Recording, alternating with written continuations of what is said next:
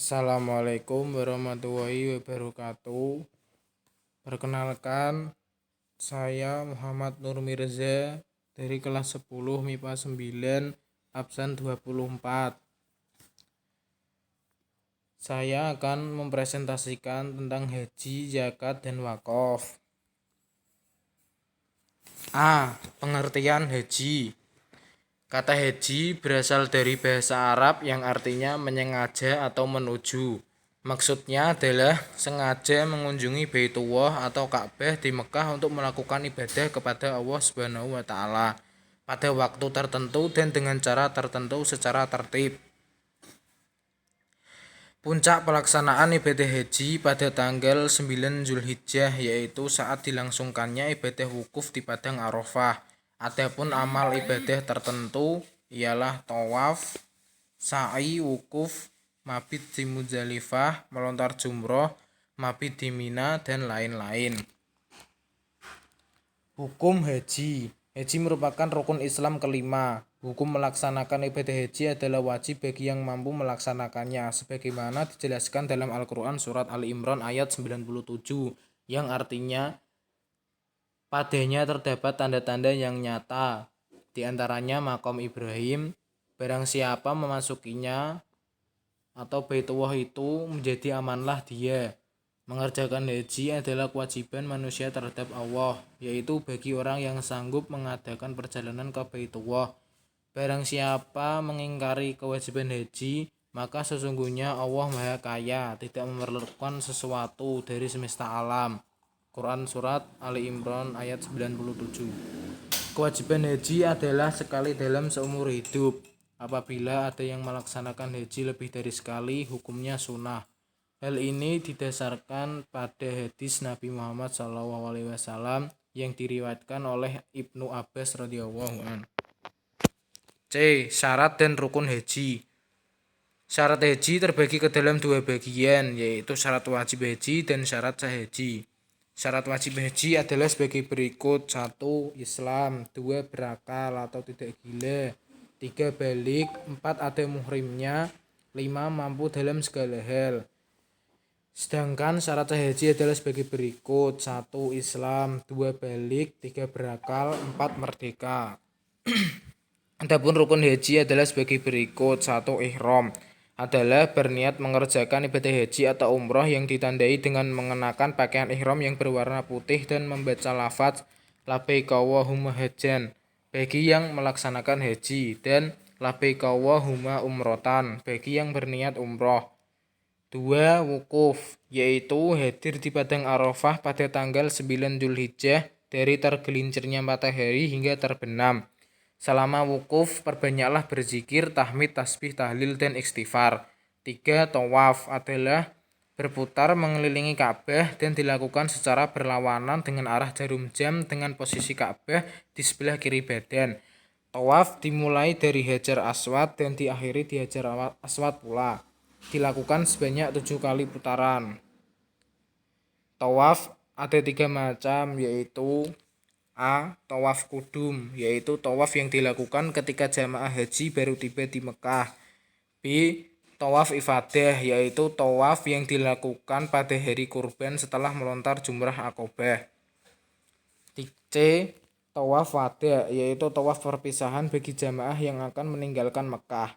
Syarat sah tawaf: 1. Niat, 2. Menutup aurat, 3. Suci dari hadas, 4. Dilakukan sebanyak 7 kali putaran, 5. Dimulai dan diakhiri di Hajar Aswad, 6. Posisi Ka'bah di sebelah kiri orang yang bertawaf, 7. Dilaksanakan di dalam Masjidil Haram.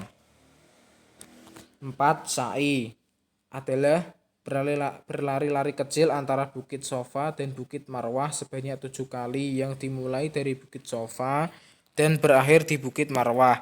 Sa'i dilakukan setelah pelaksanaan ibadah tawaf. Syarat sah sa'i yaitu A. Dilakukan sebanyak 7 kali putaran, B. Dilakukan setelah tawaf ifadah, C. Menjalani secara sempurna, D. Dilakukan di tempat sa'i. 5. Tahallul adalah mencukur atau memotong rambut kepala sebagian atau menyeluruh minimal 3 helai rambut. Tahallul dilakukan setelah melontar jumrah Aqobah pada tanggal 10 Zulhijjah yang disebut tahallul awal. Yang keenam, tertib, yaitu berurutan dalam pelaksanaan mulai ihram hingga tahallul. D. Jenis haji. 1. Haji tamatu, yaitu melaksanakan umroh terlebih dahulu kemudian menggunakan pakaian ihram lagi untuk melaksanakan manasik haji. Namun demikian, pelaksanaan haji jenis ini diwajibkan membayar dam atau berpuasa 10 hari, 3 hari di tanah suci, dan 7 hari setelah kembali ke tanah air. 2. Haji ifrad adalah berihram dan berniat dari mikat hanya untuk haji. Dengan kata lain, mengerjakan haji terlebih dahulu kemudian mengerjakan umroh. Jemaah yang melaksanakan haji ifrad tidak diwajibkan membayar dam. 3. Haji kiran adalah melaksanakan haji dan umroh dengan satu ihram. Dengan kata lain, jamaah tersebut berihram dari mikat untuk haji dan umroh secara bersamaan. Jamaah yang melakukan haji jenis ini diwajibkan memotong hewan kurban. Keutamaan haji, yaitu 1. Haji merupakan amal paling utama. 2. Haji merupakan jihad. 3. Haji menghapus dosa. 4. Pahala ibadah haji adalah surga. 2. Zakat. A. Pengertian zakat. Zakat menurut bahasa atau logat artinya tumbuh, suci, dan berkah. Menurut istilah, zakat adalah pemberian yang wajib diberikan dari harta tertentu menurut sifat-sifat dan ukuran kepada golongan tertentu. B. Hukum zakat. Di dalam Al-Quran surat Al-Baqarah ayat 43 yang artinya, dan dirikanlah sholat, tunaikanlah zakat, dan rukuklah beserta orang-orang yang rukuk. C. Syarat dan rukun. 1. Syarat yang berhubungan dengan pelaku, yaitu A. Islam, B. Merdeka, C. Balik, D. Berakal. 2. Syarat-syarat yang berhubungan dengan jenis harta. A. Milik penuh, B. Berkembang, C. Mencapai nisab, D. Lebih dari keuntungan pokok, E. Bebas dari hutang, F. Berlaku setahun atau haul. Adapun rukun zakat sebagai berikut. 1. Pelepasan atau pengeluaran hak milik pada sebagian harta yang dikenakan wajib zakat. 2. Penyerahan sebagian harta tersebut dari orang yang mempunyai harta kepada orang yang bertugas. 3. Penyerahan amil kepada orang yang berhak menerima zakat sebagai milik. D. Hikmah dan keutamaan zakat. Tujuan zakat adalah untuk membersihkan mereka atau pemilik harta dari penyakit kikir dan serakah, sifat-sifat tercela serta kejam, orang yang tidak memiliki harta, dan sifat-sifat hina lainnya.